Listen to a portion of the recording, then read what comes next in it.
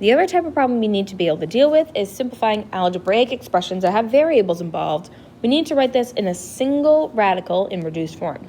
Okay, so again, I'm going to show you multiple ways to do these problems. Problem number 11. If I go straight into writing radical notation, this is the cube root of x to the 5th. And then I can break that apart into an x to the 5th. No, not an x to the 5th, sorry. An x to the 3rd times an x squared, because those exponents would add to a 5. And I'm splitting it into a 3 and a 2 because the x cubed, I can find the cube root of it. So now I have the cube root of x cubed times the cube root of x squared. Cube root of x cubed is an x. Cube root of x squared doesn't reduce. So this is my final answer. I do not need to worry about absolute value here. Even though I had an odd exponent answer, I did not have an even index to start, okay? It's only an even index problem where I need to potentially worry about absolute value. So no absolute value here. But there's an alternative, all right? The alternative is this. Let's write 5/3 as a mixed number. 5/3 is 1 and 2/3. 1 and 2/3. Now, we have a property of exponents that says a to the m times a to the n equals a to the m plus n.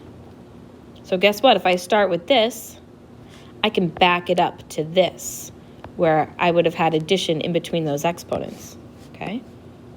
All right, now I'm going to get rid of that because it's in my way for the other problems. So what I'm going to do now is I'm going to say that this is now x to the 1st times x to the 2/3. Well, x to the 1st, that's not a fraction exponent, so that's just x. And then x to the 2/3 is the cube root of x squared. Same answer, different way to get there. So if you like converting to radical notation and then simplifying radicals is a comfort zone for you, you can do it the way that I wrote it in pink. If you weren't super fond of that and you like this mixed number idea, then you can use the mixed number from here on out. Okay? So now let's take a look at number 12. And I've kind of run myself out of space here, so let's go like that. And I'm probably going to need to do the same thing over here. Okay. So, a to the 9/2. Similar logic here, okay? So I could go and make this square root of a to the 9th. Split that apart as square roots, so I can make that a to the 8th and a to the 1st. And then the square root of a to the 8th is a to the 4th.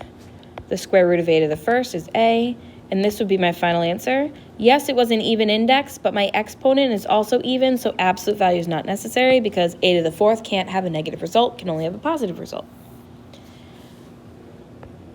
Or I could say a to the 9/2. 9/2 is 4 and 1/2. So this is a to the 4th times a to the 1/2 because those exponents would add to 4 1/2 or 9/2. And that gives me a to the 4th on the outside, square root a remains. So again, it really doesn't matter which way you go. You got to just pick one and stick with it. You will not be required to do both on a test. It's up to you to choose what you want to do. All right, this last one looks like it's fully simplified because we always talked about how if the exponent inside is smaller than the index, then we're fully reduced. There's nothing to pull out. But guess what? Convert that to a fraction exponent. Let's see what happens. This is y to the 2/4 power. Now, can you simplify 2/4? Of course we can. That's the same thing as y to the 1/2 power. Simpler fraction. So this is now the square root of y. These are equal to each other, okay? But the square root of y is simpler because it has a smaller index and a smaller exponent. The shortcut is this. If you see an index and an exponent with a common factor, you can divide out that common factor, and that gives you the square root of y to the 1st, which we know is just the square root of y, all right? We want the exponent and the index to be what's called relatively prime, which just means that they don't have any common factors. So if that had been, say, 10th root of x to the 4th, I could divide by 2 again, and I could make it the 5th root of x squared. You would not have to show any steps in between. You can just, in your head, divide out the common factor between the index and the exponent, okay? All right, let me know what questions you have.